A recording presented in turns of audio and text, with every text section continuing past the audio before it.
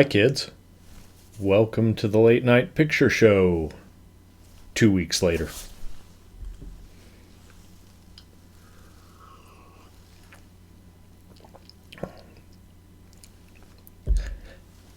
I know that looks terrible. I was supposed to use, I don't know, some fancy kind of rum, probably clear rum. But instead I've got Kraken in there, and yeah, it's kind of brown. Little bits of ginger floating around in there. Some cherry liqueur. And maybe you could see there's a cherry in there. Okay. The reason I sound like I do. So I lived in Salt Lake City before. We moved from Reno to Salt Lake in like 1970. And then in 1981 we moved to Florida. And that's where I got all tangled up with the wrong crowd and ended up joining the circus. Well, I remember my dad having hay fever when we lived here. But I don't remember having all these fires. I can barely breathe because there's a fire to the east, there's a fire to the south, there's a fire to the north. I'm dying here. So by the end of the second feature tonight, my makeup will probably be smeared all over my face from blowing my nose.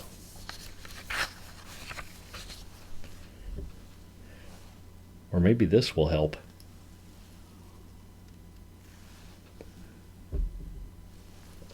That does taste really good, especially considering the fact that I didn't have time to throw together a ginger shrub. And I basically just mushed up some ginger and stirred it in some vermouth. Close enough for this show. All right, welcome to our Ghost double feature. Tonight, we will not be covering the 1990 movie Ghost, because that movie is awful. Okay? I know y'all think it's romantic, but I want you to think about this. Think really hard here, okay? Demi Moore's character loses her husband, Patrick Swayze, and she meets up with this medium played by Whoopi Goldberg, who channels Patrick Swayze so that she can, I don't know, say goodbye, have a love affair, I don't know. But you have to remember that the whole time, and I've said this before on Twitter, the whole time she's making sweet love to Patrick Swayze, it's really Whoopi Goldberg channeling Patrick Swayze. So just think about that next time you watch the movie. No. This, I know that's Italian there, Lo Spettro. Hold on. Lo Spettro. Got to use my hands. When you're talking French or Italian, you got to use your hands. Not that I don't. Somebody at the gas station told me that if I put my hands in my pocket or tied my hands behind my back, I wouldn't be able to talk. Is that an insult or a compliment? The Ghost. Barbara Steele, Peter Baldwin. I don't know if he's a Baldwin. Kind of early for a Baldwin, unless it's their dad. With Leonard G. Elliott, Harriet White, Carol Benet, Raoul H. Newman, Charles Keckler, and Reginald Price Anderson. I like that name, Reginald Price Anderson. All right. The Ghost.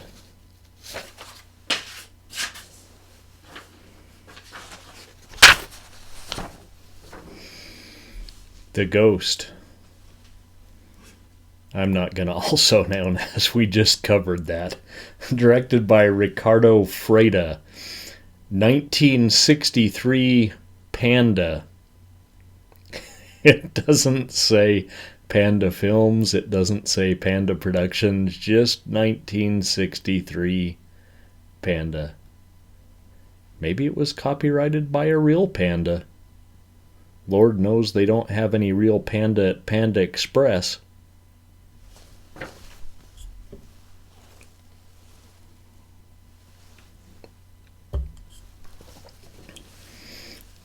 Starring Barbara Steele. A paraplegic doctor named conveniently Hitchcock is working with another doctor named Livingston on a cure for his condition. That is, between suicidal bouts of depression. Befitting a soap opera. Yeah, this one's dramatic. The cure consists of injections of a strong poison followed by an oral antidote. Now, I'm not a doctor. I could have been a doctor. Maybe if instead of joining the circus, I got my medical degree. Wait, does Florida State have medical degrees? I don't even remember if my own school had a medical school. It was the 80s, for hell's sakes. So, you inject the poison, mainline that crap, and then you take a pill for an antidote. Is that going to get in your system fast enough to save you from the poison? We're talking 20, 30 minutes?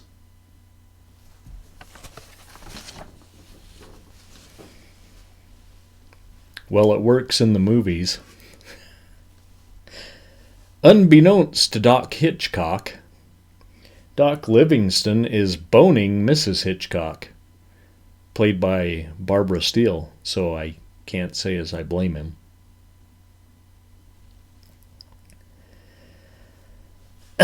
In fact, he's mad for her, but she can no longer stand her crippled husband. That's probably not the right term nowadays. Her handicapped husband. And his dramatic outbursts. I don't care if that's correct or not. It's definitely the right thing to say. Dramatic outbursts. She uses her Barbara Steele wiles to convince Livingston to kill her husband. You would do it too.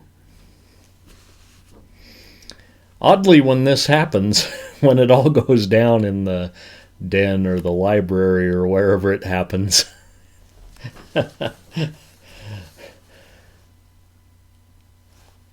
Dr. Hitchcock is no longer suicidal. He, in fact, begs for his life. Now, hold on. I don't know if that's going to fix my allergies, but it tastes pretty good. Now, where was I? Oh, yes. Is there a director's cut of this movie? Was that a thing in 1963? It was a thing in 1970-71 when they butchered the Wild Bunch, and then somebody found...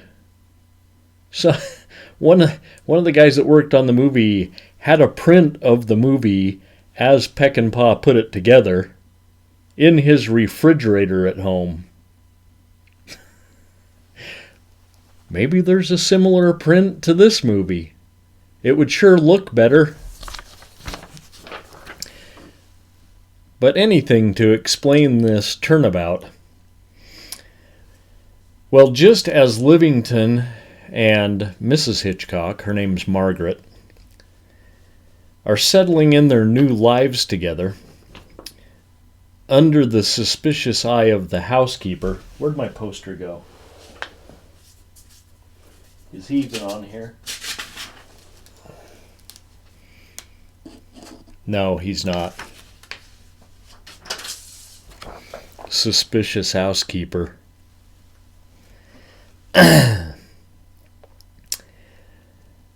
They find that all the dead Doc's money has disappeared. So, yeah, they have the house. They have the furniture. They have no money. And they have a new visitor. That's right. The dead Doc's ghost is there. And he's out for vengeance. Back from the grave and looking for vengeance. I should be an announcer. Wow, my voice is deep. But who will get it in the end? And that's not really a pun. Take it as one if you want. Okay. Let's summarize, shall we? This is basically a 2-hour soap opera. Soap opera mystery thriller, complete with a truly awful score. While it does have a fine plot twist or two at the end, it is mostly overdramatic and jumps inexplicably at times. Again, somebody look for the director's cut. It might be in somebody's refrigerator.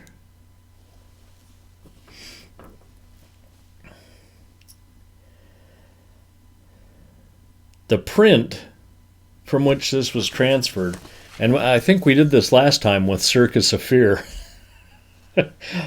I'll use the same filter because, yeah, we got the lines, and so hopefully that director's cut that's sitting in somebody's refrigerator will be a better print as well, and we can transfer it to Blu-ray with a brand new print.